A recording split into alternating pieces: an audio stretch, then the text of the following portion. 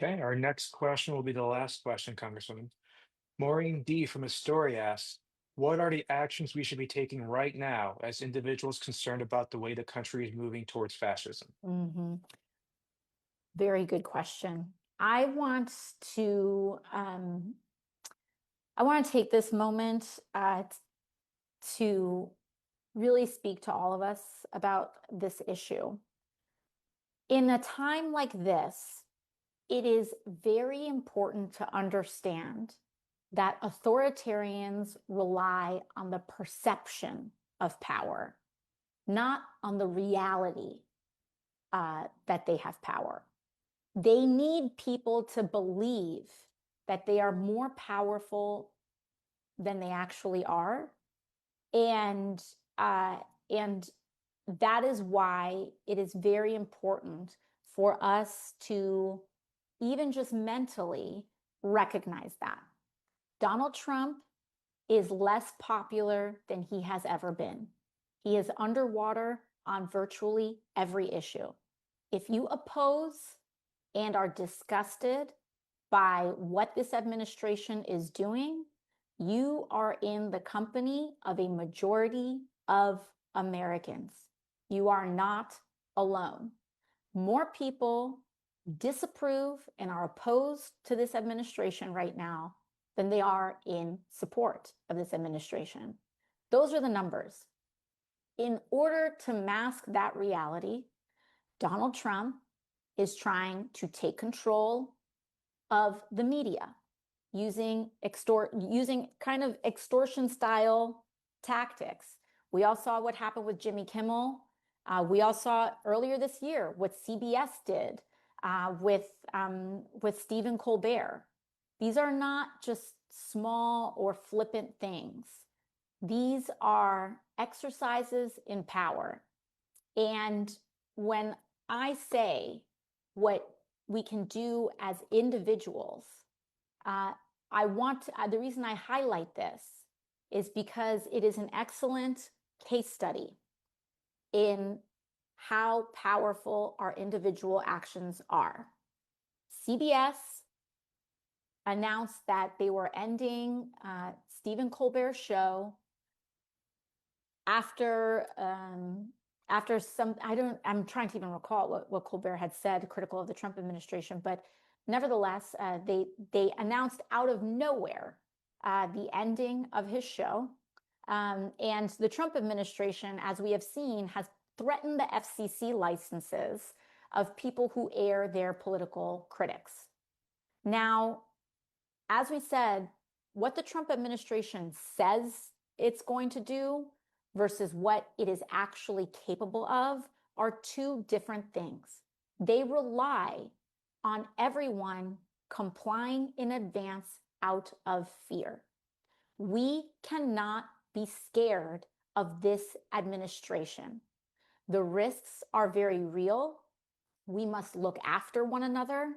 The impacts are are devastating, but in moments where they want us to comply in advance and we have the ability and the choice not to, we should exercise that.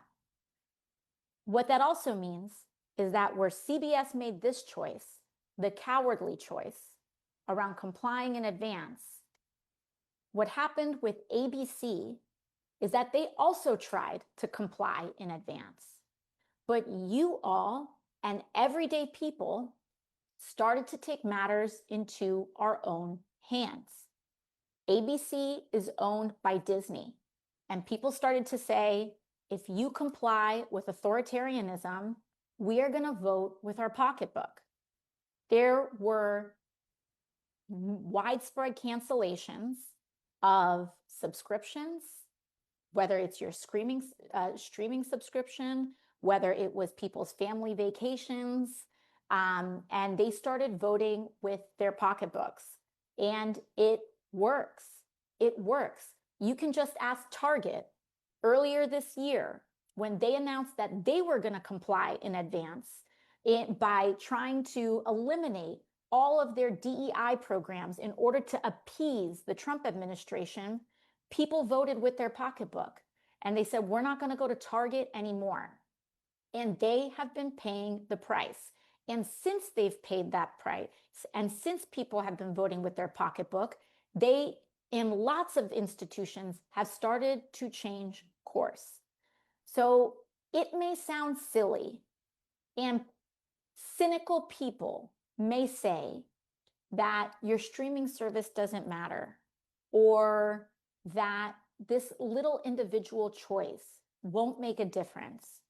It does, because one of the largest corporations on earth, which is the Disney Corporation, and ABC, was going to comply in advance.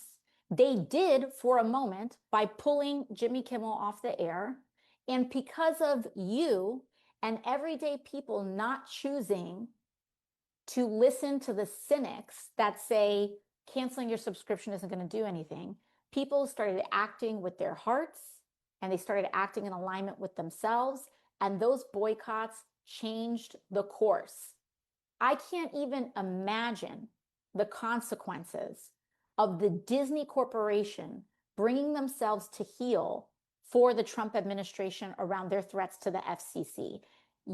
Those boycotts alone likely prevented a mass consolidation of political influence at the FCC around broadcast licenses.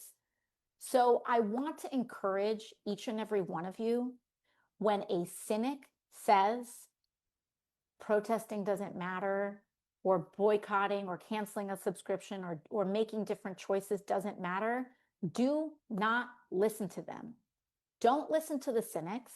This is a time where if even the most small thing you can do is speak up at work for someone that isn't being protected, that matters, because all of these institutional erasures trickle down. And all it takes is one person sticking up for somebody else, making a different choice, preparing their community, welcoming our neighbor, that can truly, genuinely, authentically change the course of this country. Do not lose hope, because as someone who has been traveling this country and has been going to some of the reddest states in this country, in Idaho, Utah, Montana, I can tell you that something is changing. People are changing, and we have to stay encouraged. We have no other choice. This is not the country we want to live in, and so we have to make the country that we do want to live in. And so I can't thank each and every one of you for keeping the faith, for saying, even if I just have this tiny little pocket, I'm going to do what I can in this pocket. Your individual choices matter. And I cannot thank you enough. And I think as things go on, we experiment, and we've seen these boycotts work. The boycott of Target worked. The boycott of ABC worked. And so keep that in the back of your mind and keep the faith. Bye, everyone.